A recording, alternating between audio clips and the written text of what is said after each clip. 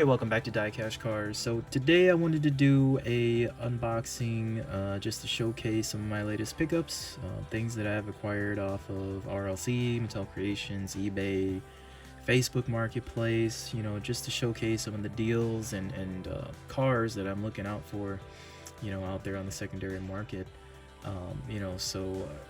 Contrary to a lot of the belief out there, you can definitely still get a lot of good deals online. And if you're like me, I don't get to hunt, so I never really buy anything full-blown retail. So that's pretty much my only resort to kind of feed my addiction to this hobby. So I'll start up with this one here. So the Mattel Creations Evan Mock Hot Wheels collab. It is the Toyota pickup truck in black, so very reminiscent to the Back to the Future release from a few years back. The one concern or issue that I've seen with this car that a lot of collectors have voiced is it doesn't have rear riders, but I think they make up for that in the display and the packaging that it comes in. You can see there's a lot of detail on the base, to where this car is sitting on, and then also that pattern is actually on this carton as well too that it comes out of, as well as all the different graphics that I'm sure Evan Mock influenced in the design of this entire project. So I think overall the presentation of this release is really good. So off the Mattel Creations website, you were able to purchase 2 of these, so I lucked out. I was fortunate enough to actually get 2 within my order. And I didn't even actually order it right when these released. I got in a little late, about 5 minutes late, and I was still able to check out with 2. They were about $30 a piece. I think with shipping, I think I paid a total of $70. But immediately I jumped on eBay just to see what sold price were, and it was hovering around the 160 to 170 price range. Now that these cars are starting to get into the hands of the collectors, they are dropping a little bit, down to the 130, 140 range. But I personally think these are going to go right back up to the 180, 200 range, maybe like within a year's time. If you look at some of the comparables out there, I mean, what comes to mind is the Tanner Fox Porsche 911 GT3, that collaboration that he did with Hot Wheels. Those cars are still fairly sought after, and they are kind of sitting in that, just under 200 price range. So that's kind of where I see this one going. I would almost say that Toyota coming back into the Hot Wheel lineup too. A lot of folks are looking for these Toyota cars, especially the pickup truck here. So I think this will definitely be on people's bucket lists, and if you were fortunate enough to get 2 of these, definitely I think it's worth holding on to. I think the long-term value is definitely there. The next pickup I have here are 2 cars out of the 2022 Hot Wheels Series 1 mystery set. So this is the bronze and the silver car. So the 510 is the bronze, and the M3 is the silver car out of the set. So I know we all saw the leaked T-Hunted pictures, a couple months back, and it was just a question of were these going to be mystery model releases or multi-packs, or were they mainline. I was really crossing my fingers hoping that the 510 would be a mainline, and then we'd get another 510 super variant right this year. But wishful thinking. But nonetheless, it's a mystery model. It looks pretty good. I like the blue paint. I like the fact that they gave a little shout out to Judah Mai and Kaida House, who has pretty much gone off and created his own brand. I know he's teamed up with Mini GT, and he's got his own lineup of cars now too. So, but again, even though he's somewhat of a competitor to Hot Wheels now, I'm glad they haven't really broken ties there. So I unfortunately I wasn't able to find these in stores. I know they are hitting Walmart shelves right now, so definitely keep a lookout. I actually bought these off a buddy for $15, so I know that's pretty steep given that they're only $1, at retail. But that's about what they're going for secondary market price, about $7-8 a piece. I didn't check on the GT2, the gold car. I don't know if that one's a little bit higher or not, but nonetheless, I still think the 510 is probably the more notable or more sought after car out of these 3 chase cars. The long-term value on this one, I think because it's not the gold car, it's not the main chase car, I don't think the value is going to go up too high. I mean, I think $15 to $20 max is probably where you're going to see it. The BMW, I mean, it might stay right where it's at, $7 to 10, maybe 15 somewhere down the road. The E30, I mean, it's a pretty nice cast. I know they have some pretty notable releases out there, especially like the Supreme Transport or the Road Racer from back in the day, the white, pearl white with the gold 5-star wheels. You know, one car that I would compare to is this one here. So this is a 510 Wagon. This was the gold chase car for that series. I think this came out in 2018 or 2019, but this one I know is pretty sought after.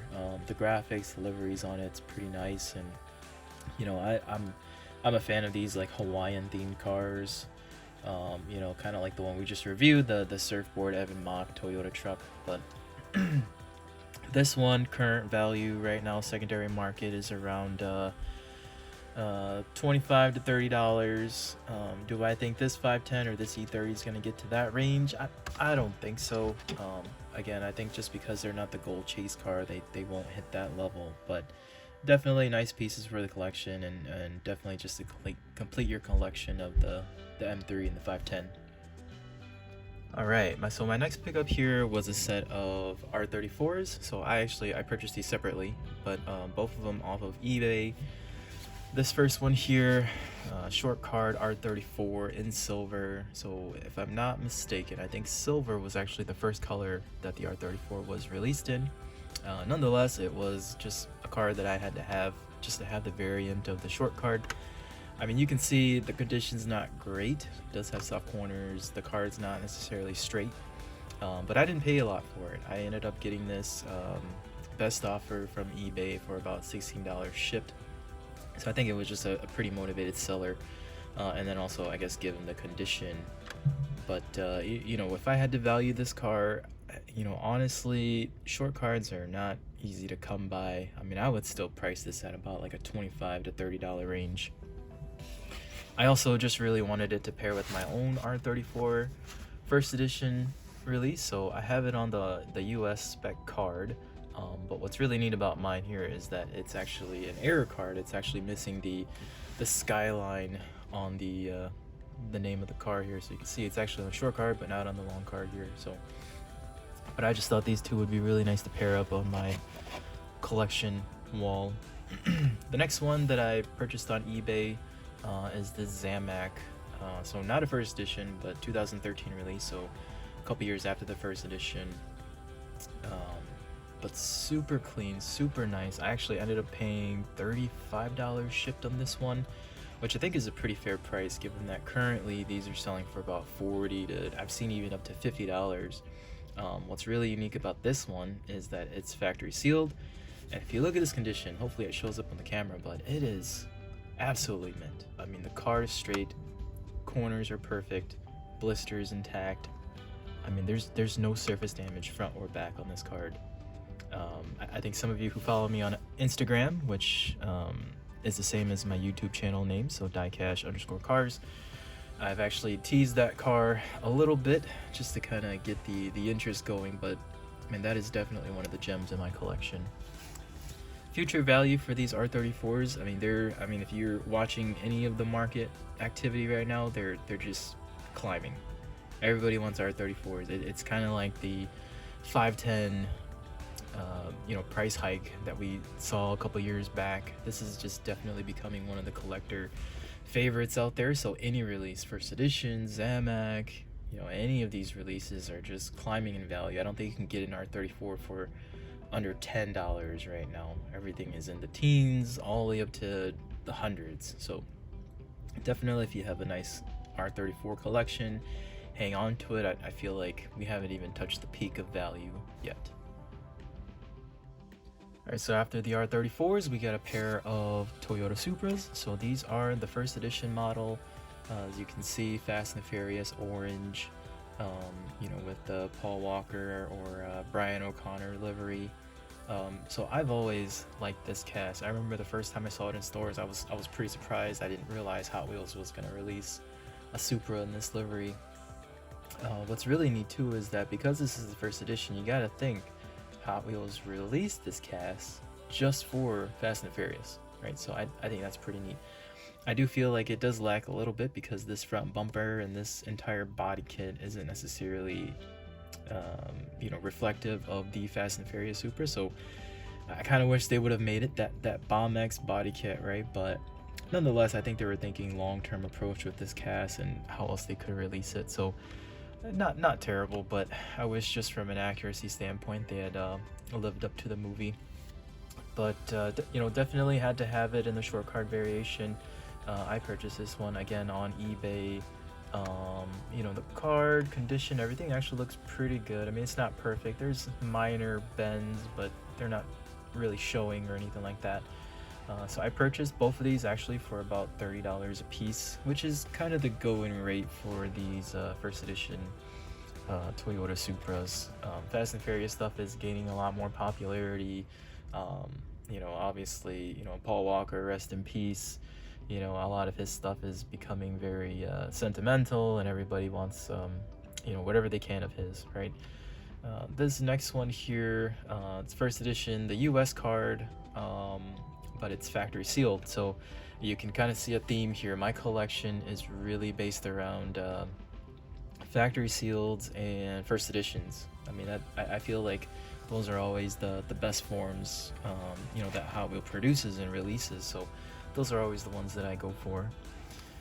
So again, I had mentioned I purchased them for about $30 a piece.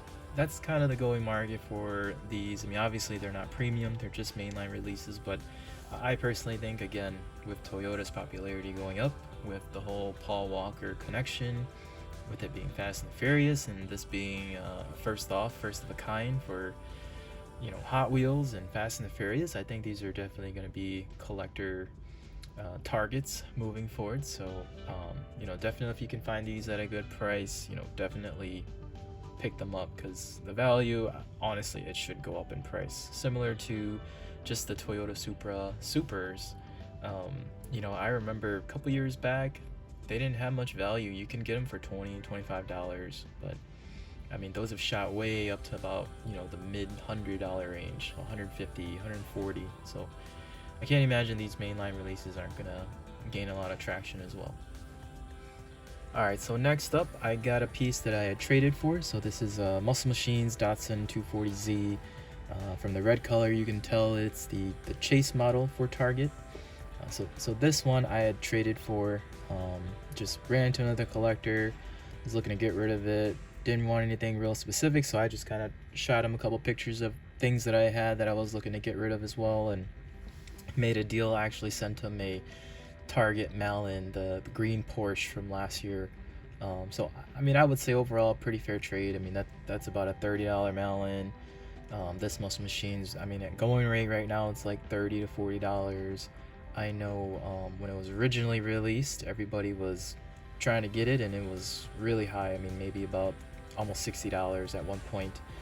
This one's not in the best condition. There is a pretty significant crease up here right above the Muscle Machines logo, but I actually wasn't going to keep this one carded anyways, and I'll show you why in a second. But I'm going to actually go ahead and just open this up on camera.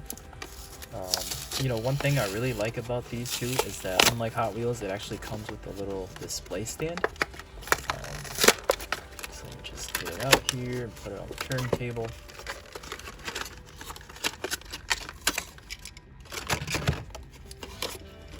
So nothing real technical or anything, but just a tiny little display, and you can just put the car like that. Shows the Muscle Machine logos embossed in the plastic, and it's got a little plaque that just shows you what the car itself is. So the reason why I wanted this was because I actually have the Series 1 chase model as well. So the Shelby Mustang from Series 1, and then obviously the 240Z is Series 2. So I thought these two complemented really well. I guess my plan moving forward, right, is to get all of the Target red chase models from Muscle Machines, hopefully, right, fingers crossed, and kind of put them all together in a loose display. So this was a comeback for Muscle Machines. So again, I'm not real sure what the long-term value for these are.